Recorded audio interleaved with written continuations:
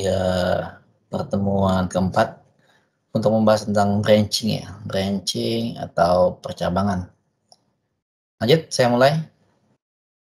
Di sini ada 4 topik yang akan kita bahas dalam proses branching, percabangan. Yang pertama adalah kita menggunakan bahasa pemrograman Python. Yang pertama, struktur percabangan if, struktur percabangan if, else, struktur percabangan if, else, dan struktur percabangan nested if.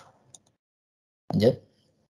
Nah, di sini lihat untuk yang pertama struktur percabangan if, di mana struktur percabangan ini digunakan untuk satu pilihan keputusan. Jadi pilihannya ada satu, benar atau salah. Jika hasil true, maka sistem dikerjakan. Jika salah, tidak dikerjakan. Jadi kondisinya jika true dijalankan, jika false akan tidak dijalankan. Kondisi ini ada false, ada true. Ketika true, dia akan mencetak statementnya apa yang akan dicetak. Selanjutnya, contoh. Untuk kondisi if, jika nilai lebih besar sama dengan 70, maka cetak selamat Anda lulus. Jadi ketika di input, contoh, struktur percabangan if nilai sama dengan input, masukkan nilai Anda. Jadi nanti kalian suruh input nilainya berapa. Ketika nanti ada pilihan lebih besar sama dengan 70, berarti lulus. Berarti 70-nya itu masuk ya, kan sama dengan ya, lebih besar dengan 70, maka Anda lulus. Di bawah 70 nggak akan dikerjakan. Oke, jadi hasilnya adalah masukkan nilai Anda 75, selamat Anda lulus. Selanjutnya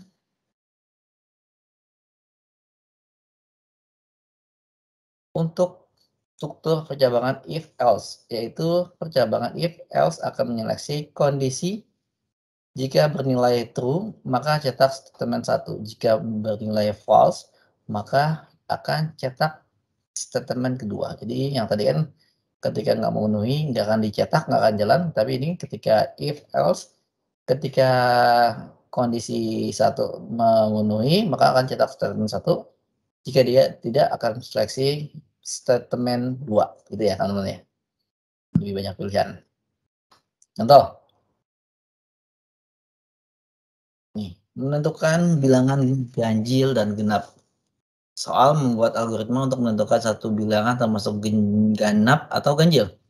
Identifikasi masalahnya adalah input bilangan bulat integer, output bilangan ganjil atau genap. Itu outputnya. Jadi ketika dimasukin ganjil atau genap. Nih, algoritma bilangan genap ganjil atau ganjil genap. Deklarasi build integer cut keterangan string begin read build if build mode 2 sama dengan 0, maka cetak genap. Jadi ketika dibagi 2 hasilnya habis, cetak genap. Tapi kalau misalnya ada sisanya, else akan cetak ganjil. White cat ini ngambil nih. Ngambil cetak yang ganjil apa yang genap. Jelas ya. Selanjutnya menentukan bilangan ganjil nih, mula-mula di input dulu misalnya 5, ketika 5 mod 2 ya salah atau ada lebihnya, maka dia akan cetak ganjil gitu untuk algoritmanya.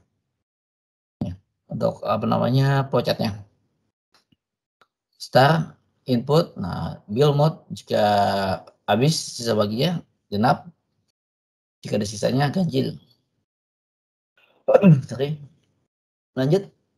Nah ini untuk program else menentukan bilangan ganjil dan genap. Struktur percabangan if else bilangan sama dengan integer input masukkan bilangan. If mod 2 sama dengan 0, print bilangan genap dan ganjil. Else bilangan print adalah ganjil, format bilangan. Hasil runningnya adalah ketika saya masukin bilangan 9, maka akan dicetak ganjil. Kenapa? Karena ada sisanya. Ketika saya cetak 6, nilai genap. Kenapa? Ketika dibagi 2, nggak ada sisanya. Habis. Nih, kondisi if else. Digunakan untuk menguji 2 kondisi. Jika kondisi 1 benar, maka statement 1 dikerjakan bila salah satu ke kondisinya. Bila kondisi 2 benar, maka statement dikerjakan. Jika salah, maka akan statement 3 dikerjakan. Jadi ada lebih dari 1 atau 2 statement.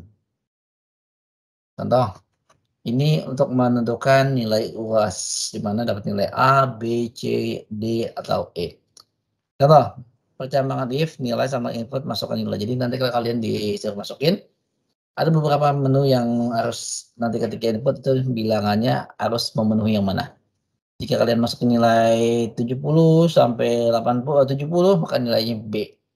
Ketika 71 ke atas, maka akan nilai B juga. Ketika 80 baru nilai A sampai 80 ke atas. 60 sampai 69 C.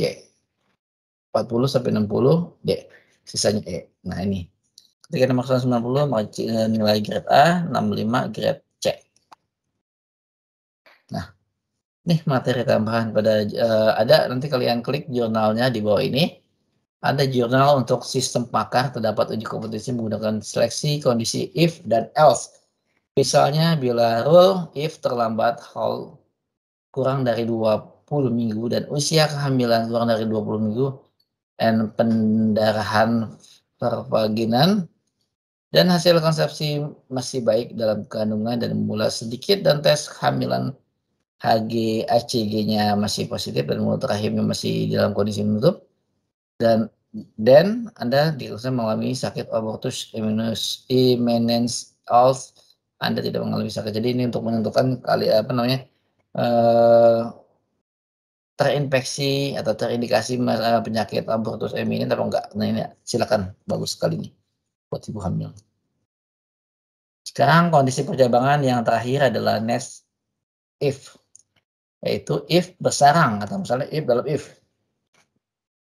Kondisinya kondisi 1, 2, 3, habis itu statement 3. Nah, ada kondisi 2 nih, kondisi 2, 1, 2, 3 sampai dengan statement 3.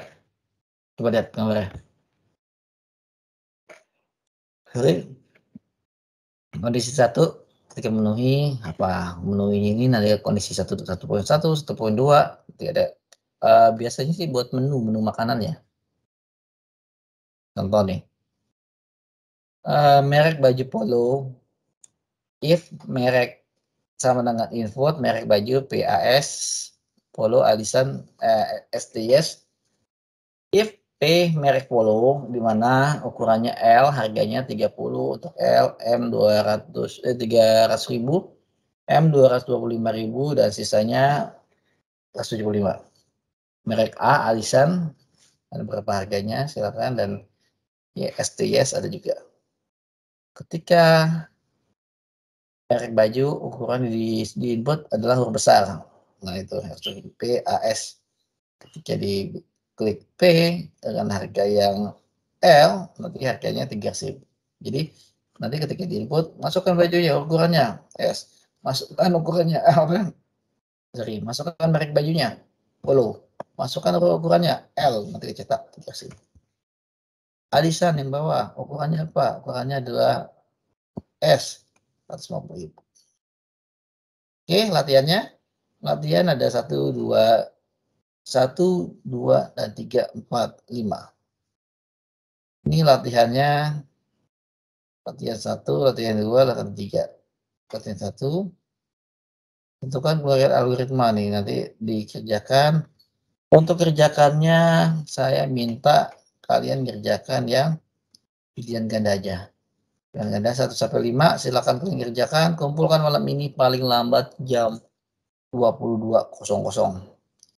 Nih, untuk latihan kalian yang kalian kerjakan minggu depan, dikumpulkan paling lambat hari Minggu. Nih, latihan 4 dan latihan 5. Per orang. Ini disuruh bikin flowchart. Jadi kerjakan nomor 4 sama 5. Ini 4, 5 nanti ya. Bukan malam ini ya. Nanti setelah besok bisa dikerjakan, bisa dikumpulkan sampai dengan hari Sabtu lah. Sabtu sore jam 3. Saya tunggu. Silakan kerjakan flowchart-nya nomor 3 dan 4 aja. Sorry, 3 sama 4. Bikin flowchart.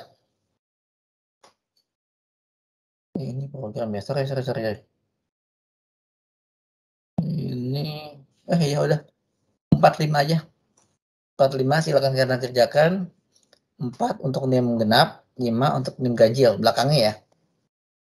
Kalau nggak ada pertanyaan, saya akhiri sampai sini aja.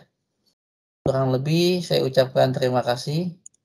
Assalamualaikum warahmatullahi wabarakatuh. Selamat sore semuanya. Salam sehat.